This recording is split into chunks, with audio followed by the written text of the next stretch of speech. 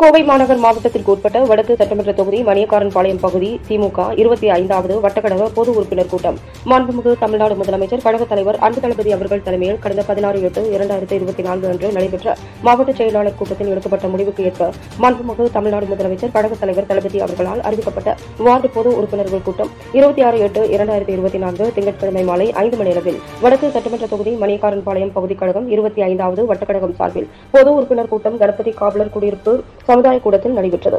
இக்கூட்டத்தில் கோவை மாநகர மாவட்ட திமுக செயலாளரும் முன்னாள் சட்டமன்ற உறுப்பினருமான கார்த்திக் அவர்கள் கலந்து கொண்டு வாழ்த்தி சிறப்புரையாற்றினார்.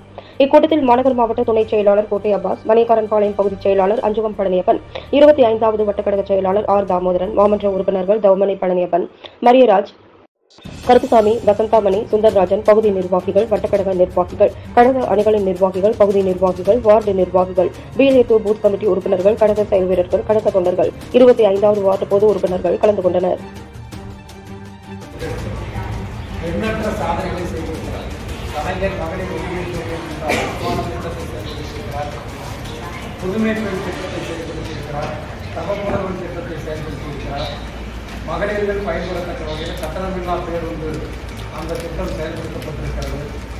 இப்படி ஏராளமான சாதனைகளை செய்திருக்கிறார். மாநகராட்சி பகுதியில் பார்த்தீங்கன்னா சுமார் 300 கோடி ரூபாய்க்கு மேலாக நிதி ஒதுக்கி பல இடங்களில் தார் சாலைகள் அமைக்கப்பட்டிருக்கின்றன. இந்த வட்டத்தில் கூட கடந்த அதிமுக ஆட்சியில் 10 ஆண்டு காலமாக FCI ரோடு போடவே இல்லை. அது மத்திய அரசு, ஒன்றிய அரசுக்கு சொந்தமான இந்திய உணவுக் கழகத்துக்கு சொந்தமான சாலை முழுக்க அவங்க பேரில் தான் அந்த இடமே இருக்கு.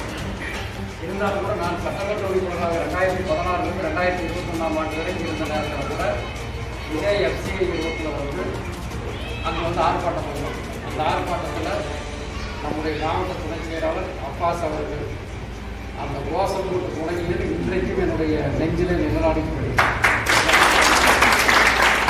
அற்புதமான கோஷம் போட்டார். கண்டிச்சு ஒன்றிய பாஜக அரசை கண்டித்து அந்த சாலை அமைப்பதுன்னு சொல்லி அப்படியே ஒரு பாட்டு பாடுற மாதிரியே ஒரு கோஷம் போட்டார். அந்த அளவுக்கு அந்த சாலை அமைப்பதற்கு அன்றைக்கு எதிர்கட்சியாக இருந்தப்பவே நம்ம போராட்டம் நடத்திருக்கோம். ஆமாம், போராட்டம் நடத்திருக்கிறோம். அதற்கு பின்னாடி நம்முடைய மரியராஜ், அதே போல நம்முடைய தவமணி பழனியப்பன், மாமன்ற உறுப்பினர்கள், பகுதி செயலாளர்கள் இருக்கிற எல்லா கழக நிர்வாகிகள் பல பேர் என்னை பார்க்குறவங்க சொல்லியிருக்கிறாங்க. ஜெயபாலன், பாரதராஜன்